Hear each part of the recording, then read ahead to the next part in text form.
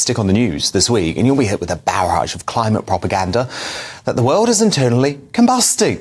Parts of the northern hemisphere are experiencing a heatwave in summer. I mean, who'd have thought it? But if the relentless messaging reminds you of COVID-era brainwashing, it's because broadcasters like Sky News have teamed up with the same nudge units that pushed pandemic fear porn just a few years ago.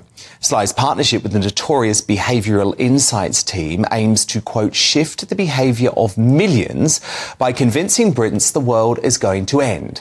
So, like COVID, are we now being nudged into net zero submission?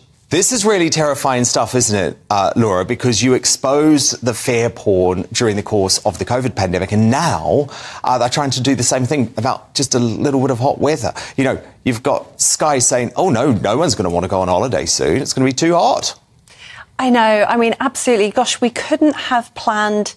In a way, we couldn't have planned the launch of this book better, because I think so many people are waking up to this feeling of a net tightening, truth being squashed, institutions being captured, and a real artificiality in news and messaging. I think, you know, trust in news at the moment is at historic lows.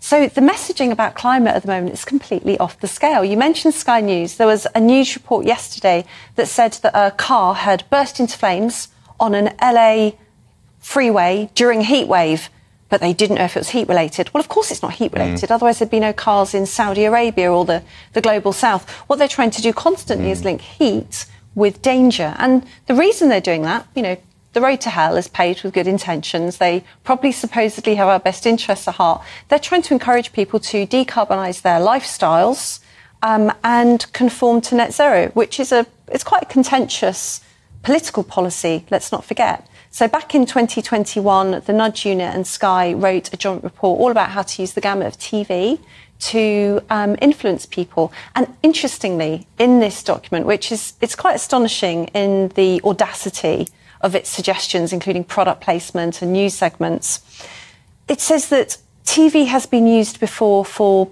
public health purposes, for instance, historically. So the key word there is historic. There's a real admission that TV is used for social engineering